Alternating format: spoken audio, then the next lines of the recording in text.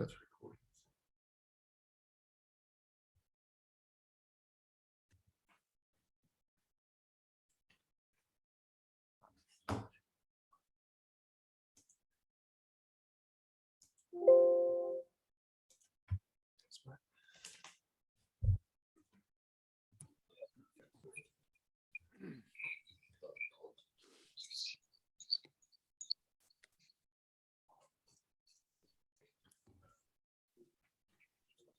Good morning, everybody. Thanks for joining us this morning, and thanks to Justin Langer for coming along as well today after last night's win against to advance to the semi-finals this Thursday evening. If you have a question, guys, please raise your hand and we'll come to you in order of raising your hands. So we'll get underway.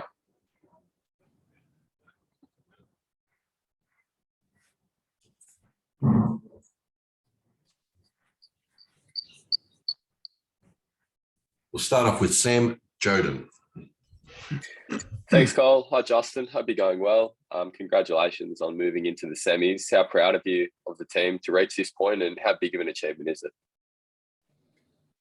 Yeah, look, it was brilliant again last night. I think our last few games have been outstanding cricket.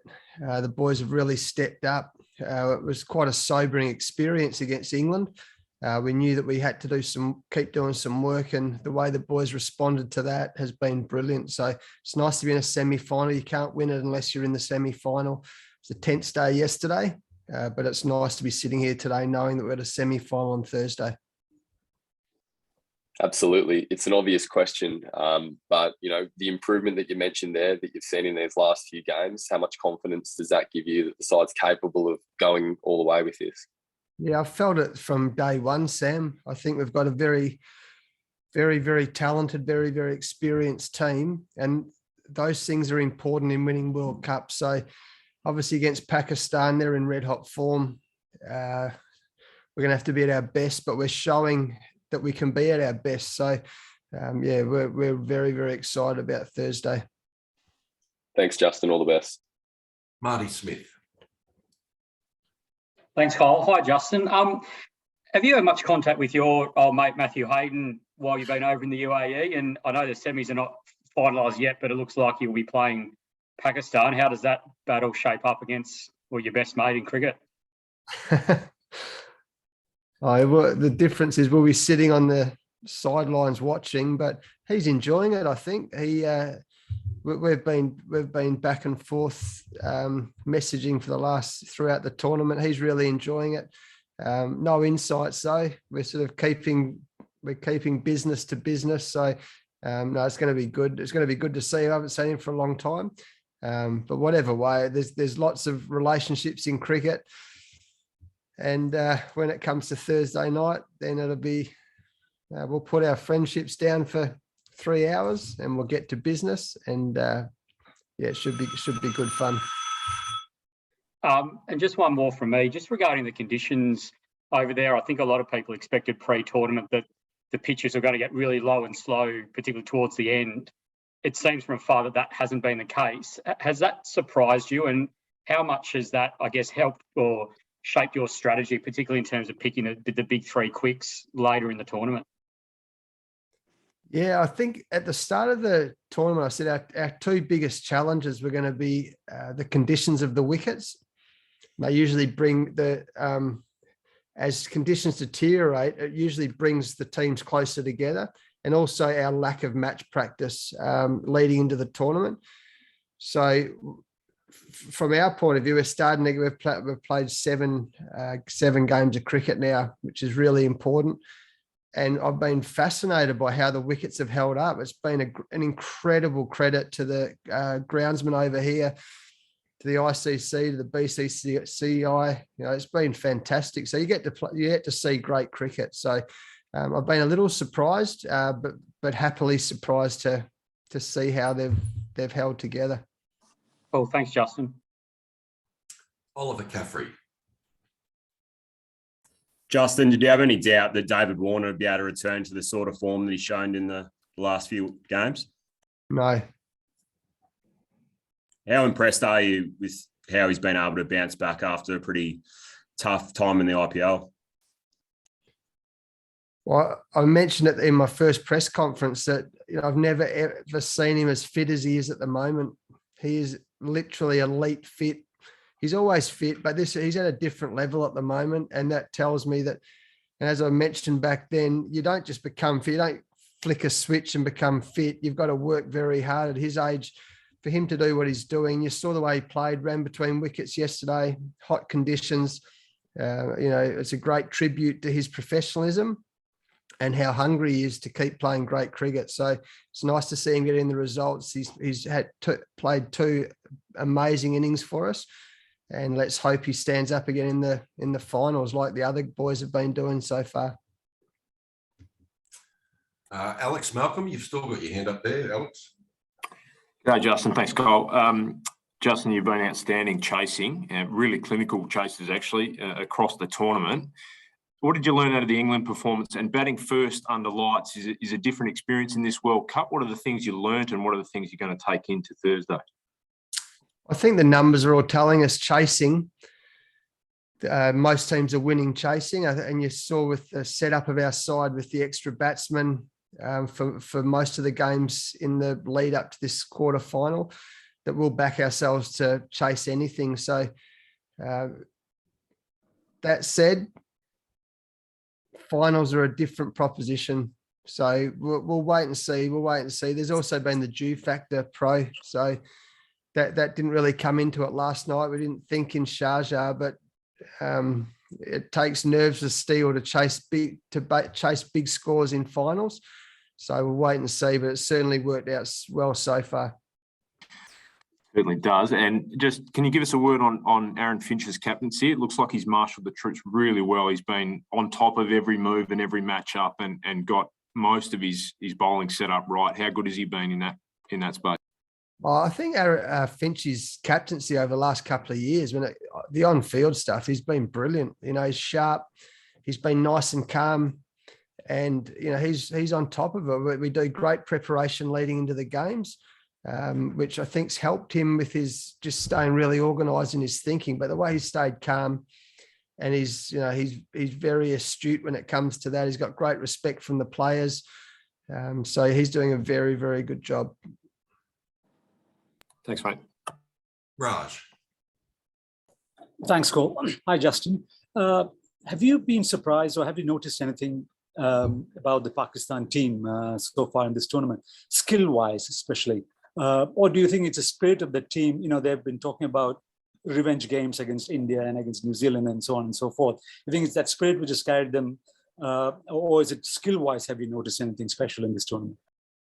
The thing I've noticed about Pakistan is that, a bit like David Warner, their senior players look very, very fit, and they're moving very well. So, and they've got some very senior players. They're in good shape.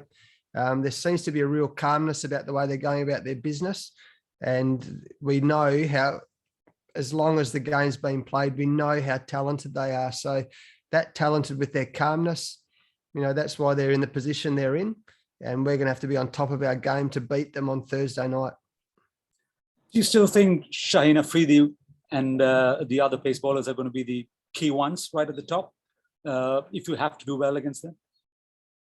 Well, what we've noticed at Dubai is that the spin after overs, after the power play, have had a big impact as well. So they've got a good all-round team like we have, and they're well led. I mean, their captain, Babar Azam, he's a superstar of the game. So they're well led. They've got some good pace bowlers, but they've got a couple of good spinners as well. So they're a well-balanced side like we are. It should be a great game of cricket. Thanks, Justin. Dan Brettig. Hey, Justin. How do you, as entering knockout games, sort of take the outcome out of the picture? And I suppose particularly in 2020, when it clearly is a format where I suppose being aggressive or clear-headed tends to get rewarded. So I missed that first bit, Dan. How do you take outcomes out of your thinking? In a knockout game, when I suppose it's a bit counterintuitive when the trophy's on the line, but how do you sort of keep your mind or the players' minds away from that? You know, that's what I've been most proud of the last 2 games from the boys. We've talked specifically about not talking about run rates. We did after we bowled out Bangladesh cheaply. We talked about it then, but we just wanted to stay. We talk about our processes. We talk about our systems. We talk about just staying focused on what we can do right now. We actually talked about it before the tournament started. We can't do anything about what's happened yesterday. We've got a rich history, but we can't do anything about that. We can't do anything about what could happen in the future with the team or with anything, actually. So we've got to focus on right now, and we've been really good at that. And I thought that yesterday was another really good example of that. And it's a silly cliche, but you've got to be in it to win it, right? So we had to win yesterday. It was a tense day yesterday. We watched the South African-England game last night, but we did what we could do, and I was really proud the way the boys have done that. They've played brilliant cricket despite all the challenges, and you know we've got to keep doing that. You can't win the final unless you're in the final. So that means we're going to put our best efforts into winning the semi-final first. You don't have obviously the continuity of sort of players together in T20 cricket that say you might have in Test cricket, but do you feel like you've got the most sort of collectively gifted group of players that are at the tournament, irrespective of they don't play a whole lot of T20 cricket together? Yeah, we talked about that leading for the last 12 months or so. It's how things have panned out, and I got incredible when these guys were together not that long ago. We're the best team in the world, and some of our cricket shows that we can be the best team in the world. I think England are leading the way at the moment, and we've got it's an exciting prospect, and we're taking great lessons and confidence from this tournament on how we can continue to play T20 cricket now for this tournament and moving forward. Thank you. Crash. Justin, have you changed your coaching philosophies or strategies at all for this tournament, in that you mentioned that you would be delegating more, and indeed there was a training session you said you didn't go to. I guess that's one example, but have you tinkered with your own philosophy this tournament? I guess to a degree, but yeah. I think it's been a obviously the last 6 months has been quite a humbling experience. I've said that, and we keep evolving. I keep evolving. Hopefully, I've shown Crash over a long time that's been a trademark of what I've done in the game. So I've kept evolving and putting it into practice. It's one thing to talk about it; putting into practice is another thing. And we've got a really great environment here at the moment. We've got a great feeling within the group, playing good cricket. So something must be going right. Would you have an example of anything that you have changed at all? A specific, anecdote or something that you thought, well, I've done this, I probably wouldn't have done a year ago? No, nothing more than I added in the last press conference. Sure. Thanks, Crash. Looks like that's the last question, guys. So thanks again for joining us today, and thanks to JL for coming in early and having a chat. And we'll catch up with all you guys in the coming days. Thank you. Thank you. Thanks, Justin. Cheers. Thanks, guys. Thanks, Justin. Thank you, Justin.